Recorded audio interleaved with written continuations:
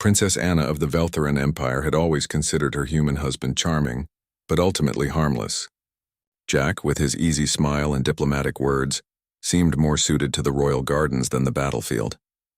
The other nobles at court whispered that the human ambassador had married above his station, that he was nothing more than a clever political pawn in the alliance between Earth and Velthara. Anna didn't mind the whispers. She had fallen in love with Jack's gentleness, his curiosity about her world, and the way he made her laugh during the endless formalities of court life. In a society where strength was measured by the thickness of one's exoskeleton and the power of one's plasma weaponry, Jack's soft human skin and antique steel sword seemed almost quaint. The sword hung in their quarters, a relic from Earth that Jack had brought as part of his cultural heritage. Anna had asked about it once early in their courtship. "It's just a family heirloom," Jack had said, running his fingers along the ornate scabbard. "My ancestors carried it into battle, but those days are long past. Now it's just a reminder of where I come from." She had smiled and thought nothing more of it. Humans, after all, were known throughout the galaxy as the species of artists, engineers, and negotiators. They had joined the galactic community peacefully, offering technology and culture rather than conquest. Their homeworld Sol 3, or Earth as they called it, was considered a backwater that had somehow produced a species of surprising adaptability and charm. The attack came without warning. The Kresh had been a persistent threat on the borders of Veltharan space for decades, but no one expected them to strike at the heart of the Empire. They materialized in the throne room during the Festival of Twin Moons, when the palace was filled with nobles and dignitaries from across the sector. Dozens of Kresh warriors, each standing nearly 3 meters tall with armored carapaces and plasma rifles, had somehow bypassed the palace defenses. Their leader, a scarred veteran named Thrak, pointed one of his forearms directly at Anna. "The princess comes with us," Thrak growled in broken galactic standard. "The Empire will negotiate for her return or she dies." The royal guards moved to intercede, but the Kresh were faster. Plasma fire filled the air and screams echoed through the chamber. Anna felt Jack's hand on her arm, pulling her behind a marble pillar. She expected him to be paralyzed with fear. Humans were fragile after all, with their thin skin and delicate bones. Instead, she saw something in his eyes she had never seen before. Something cold and ancient. "Anna," he said quietly, his voice stripped of all the warmth she knew. "Stay behind me. Don't move until I tell you." Before she could protest, Jack was moving. He crossed the distance to their quarters entrance in 3 long strides, kicked open the door and emerged with the sword she had dismissed as decorative. The blade sang as it left the scabbard, a clear high note that cut through the chaos.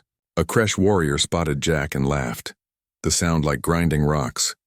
A human with a primitive blade. "You are brave but foolish, Softskin." The warrior raised his plasma rifle. Jack moved.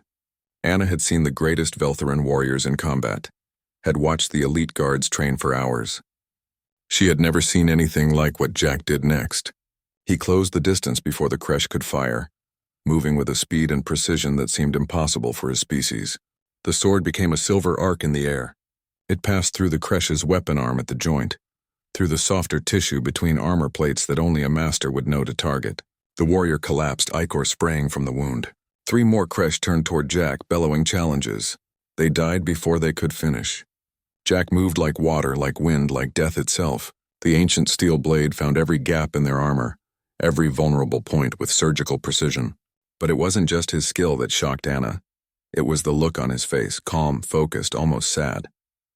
This wasn't a man fighting desperately for survival. This was a man practicing an art form, executing techniques refined over thousands of years.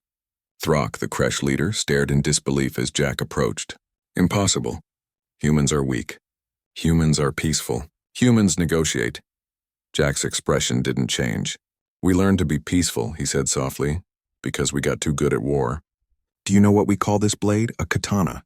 My family has carried one for 27 generations. Do you know how long humans practice killing each other before we learn to stop?" Thrak raised his weapon, but Jack was already inside his guard. The sword moved in a pattern too fast to follow, and the Kresh leader's weapon clattered to the floor in pieces. "Leave," Jack said, his blade at Thrak's throat. "Tell your people that Earth remembers how to fight. We just choose not to. Most of the time." The surviving Kresh fled, dragging their wounded with them. As the palace guards finally regained control, Anna stepped out from behind the pillar. The throne room was silent except for the moaning of the injured. Jack stood in the center, his white diplomatic robe splattered with alien blood, the sword still in his hand. He looked at her, and she saw the gentle man she loved returning to his eyes, pushing away whatever ancient thing had surfaced. "I'm sorry you had to see that," he said quietly. Anna crossed to him, stepping over debris and bodies. She reached up and touched his face, seeing him clearly for the first time. "Earth is called a peaceful world," she said slowly. Jack nodded. "It is. We fought 10,000 wars before we learned better. We mastered every form of combat our minds could devise, and then finally we put down our weapons and chose a different path." He looked at the sword in his hand. "But we never forgot how. We couldn't afford to forget. The galaxy is a dangerous place. Why didn't you tell me?" A ghost of his familiar smile crossed his face. "Would you have believed me? The harmless human with his decorative sword?" Anna thought about the whispers at court, about the dismissive looks other warriors had given Jack, about her own assumptions. She thought about the deadliness hiding beneath his gentle exterior.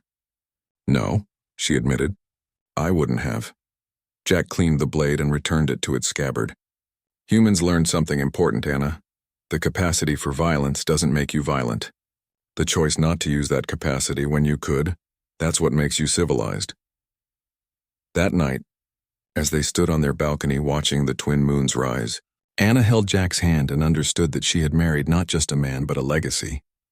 Humanity had not joined the galactic community as warriors, but warriors they had been, and warriors they could be again if necessary. The sword remained in their quarters, hanging in its place, but Anna never looked at it the same way again. It was not a relic or decoration.